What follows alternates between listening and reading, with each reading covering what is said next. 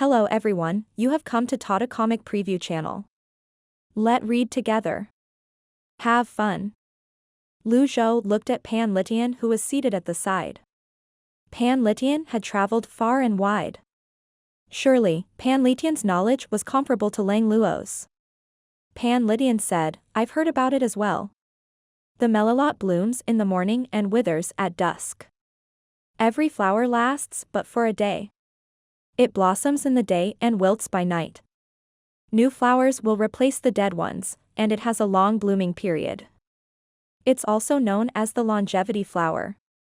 The melilot is extremely short-lived. Hence, it was given many other names. The longevity flower means that it blooms forever and never wilts. Hua Wudao cupped his fists. I've learned something new today. Lu Zhou had been hoping that Hua Wudao would give him some information. With that response, it seemed hopeless. Lang Luo continued, the melilot is special.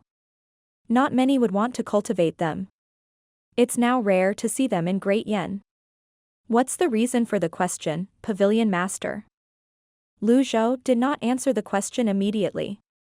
The information provided by Lang Luo and Pan Litian were about the same as what he knew. He connected this to what Yu Shangrong said about the melilot was a plant in his hometown and that it was a plane with a fleeting life.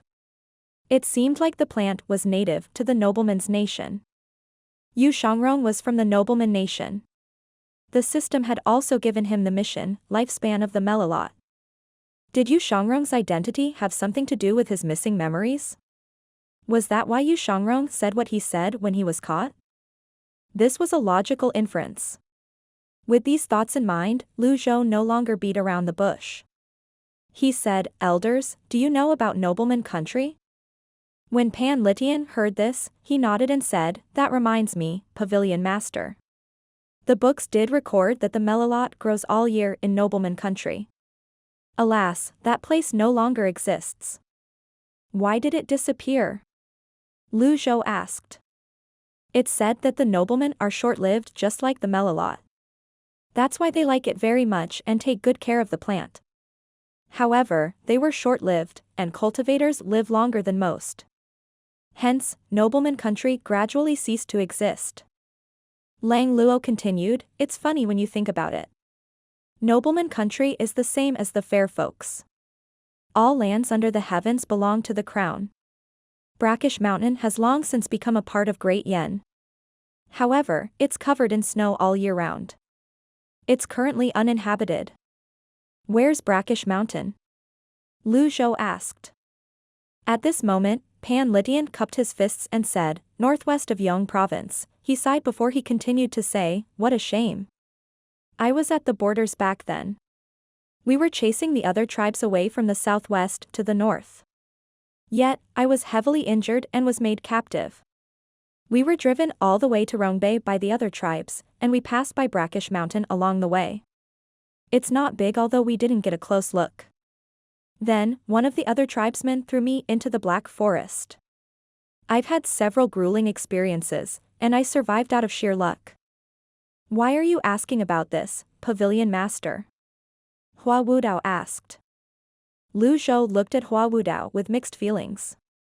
He did not answer Hua Wudao, deciding to ignore him. This old fart isn't giving me much information, and yet, he's asking so many questions. Yu Shangrong was from nobleman country, but he had been in the pavilion for 275 years. How did Yu Shangrong manage to survive the years?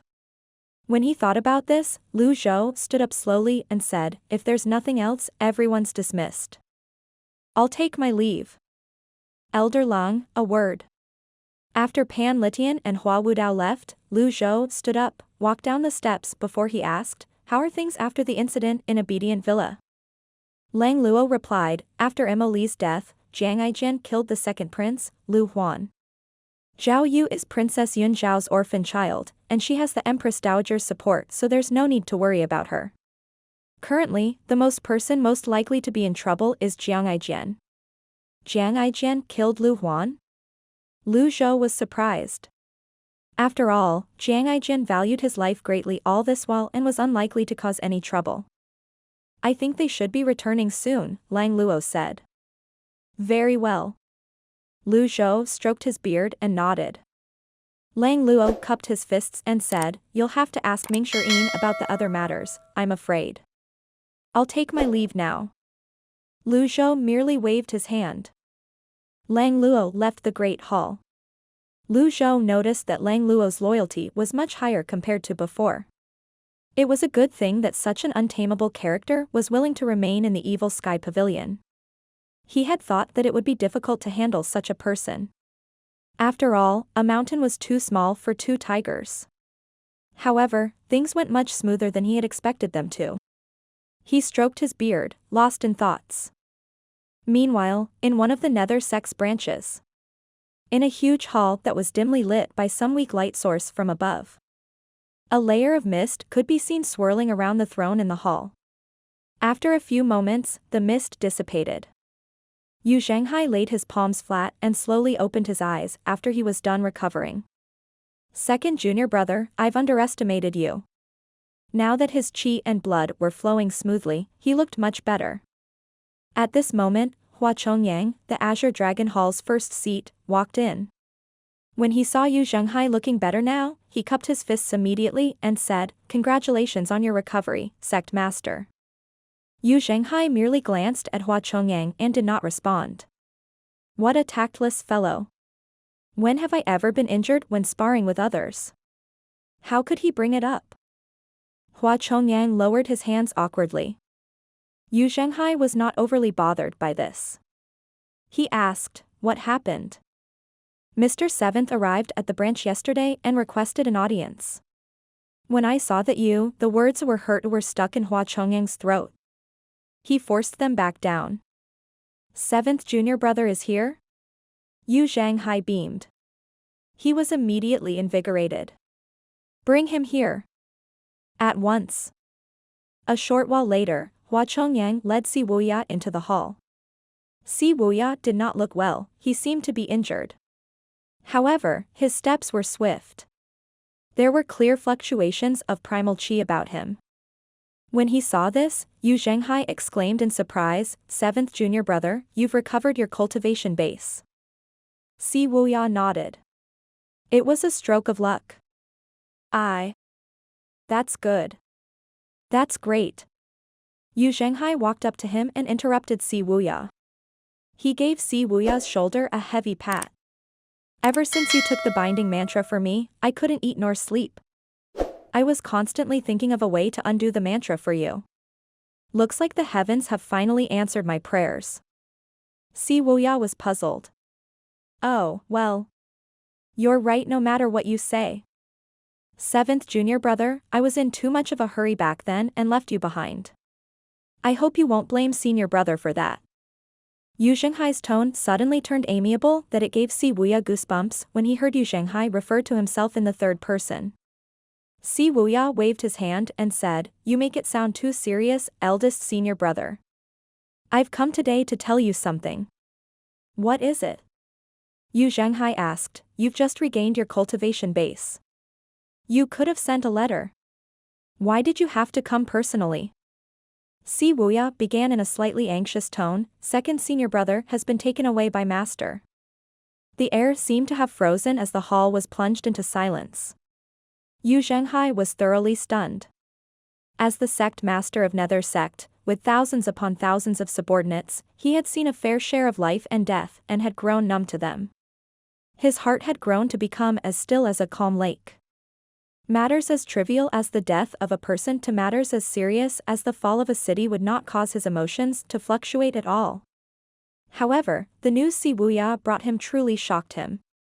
After a long pause, Yu Zhanghai asked, "When did this happen?" "After you left Radiant Cloud Forest, master arrived," Si Wuya replied. Yu Zhanghai frowned. He remembered seeing a battered flying chariot near Lilac Mountain when he was in his flying chariot. He had seen their master on that flying chariot as well.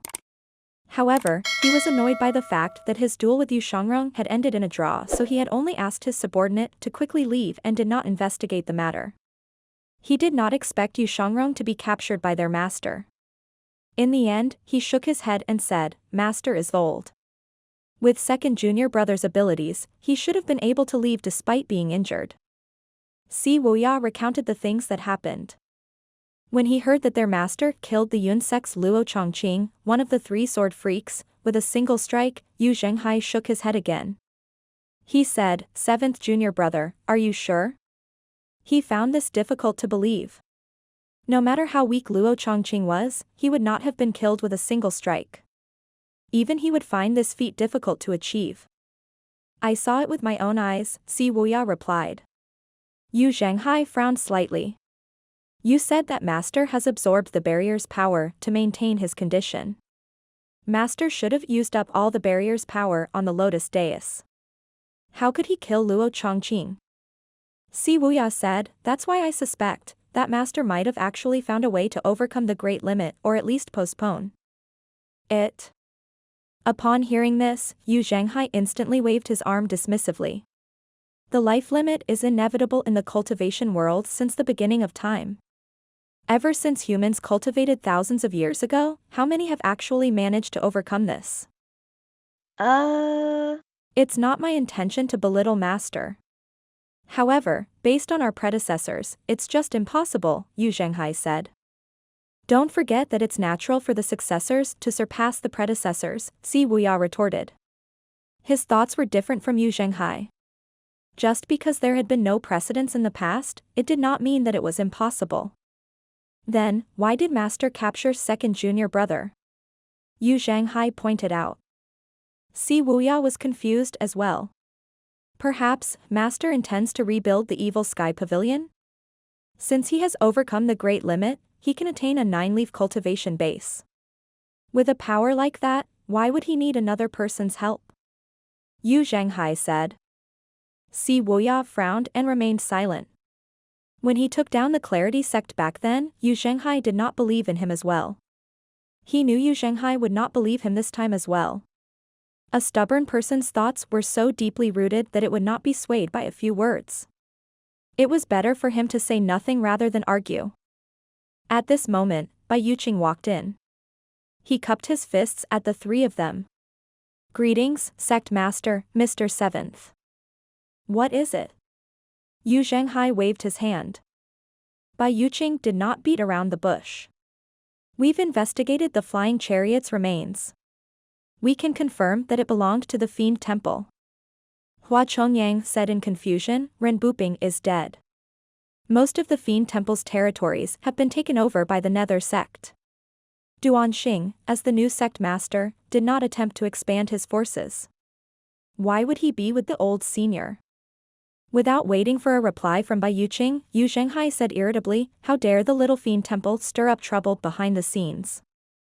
Sect Master, I'm willing to lead a party and obliterate the Fiend Temple.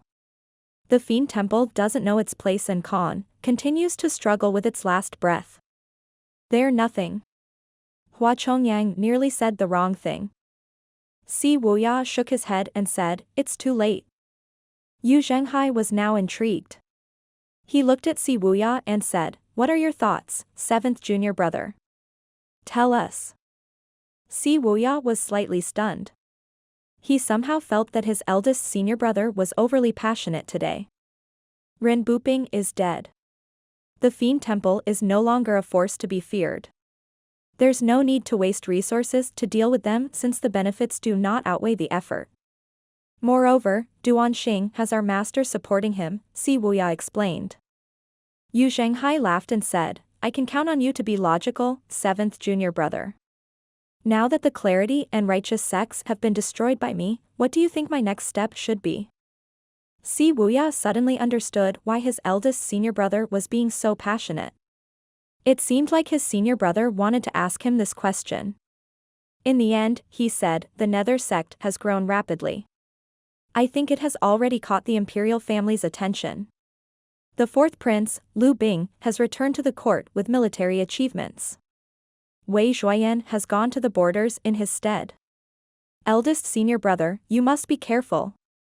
Yu Zhenghai snorted and said, "They want to deal with me? I'm merely guessing. However, another important person has appeared as of late. He can divert the imperial family's attention," Si Wuya said. "Who's that?" The third prince of Great Yan's imperial family, Jiang Aijin. Si Wuya replied. At the foot of Golden Court Mountain. Ming Shirin ushered everyone else onto the mountain. He turned back to look at Jiang Aijin and said, "Stop standing there. This isn't your first time here." Jiang Aijin rolled his eyes. He walked to Ming Shirin's side and said in a hushed tone, "Brother, I think we can be considered as comrades surviving a close call together. What do you say to putting in a good word or two for me before the old senior later?" "No," and Ming Shirin sped forward. He said contemptuously, "Stay away from me, and who's your comrade?" Zhao Yu and Little Yuan were rendered speechless by this display. Jiang Aijin walked up to Zhao Yu and said, "Zhao Yu, in terms of seniority in the family, I'm your older brother." "Get lost," Zhao Yu said in a soft but contemptuous tone as well. Jiang Aijin pouted as though he had been wronged. He scratched his head. "What did I do?" Ming Shirin stopped walking and said, "Come on. Stop talking nonsense. You're the best, Brother Ming." Jiang Aijin said with a grin. He had come to the Evil Sky Pavilion precisely because he had caused some troubles. Currently, everyone in the divine capital knew that the second prince, Lu Huan, had died in Obedient Villa. When they arrived on the mountain and in front of the Evil Sky Pavilion's doors, 2 female disciples came up to greet them. "Welcome, Mr. Fourth, Miss Fifth, Miss Ninth." Ming Shirin nodded and asked, "Where's Master?" "The pavilion master is resting." The other female disciple said, "Mr. Second has returned to the Evil Sky Pavilion." Upon hearing this, Ming Shirin, Zhao Yu, and Little Yuan were startled. "Come again?" The female disciple was shocked by Ming Shirin's reaction. She repeated her words, "Mr. Second has returned to the Evil Sky Pavilion. That traitor, he has the gall to show his face here? Where is he now?" Ming Shirin asked. "He's repenting in the Cave of Reflection. I'll go and teach that traitor a lesson later," Ming Shirin said fiercely. At this moment, a black figure appeared and said from afar, "You might not know this, Mr. Fourth, but the pavilion master gave chase for thousands of miles to Radiant Cloud Forest, killed sword freak Luo Chongqing, and captured Mr. Second." Ming Shirin looked at the black figure and asked, "Who are you?" "Duanxing of the Fiend Temple. I offer you my greetings. About the happenings in Radiant Cloud Forest, I personally witnessed everything. That was truly a phenomenal battle. I won't forget it until the day I die," Duanxing said.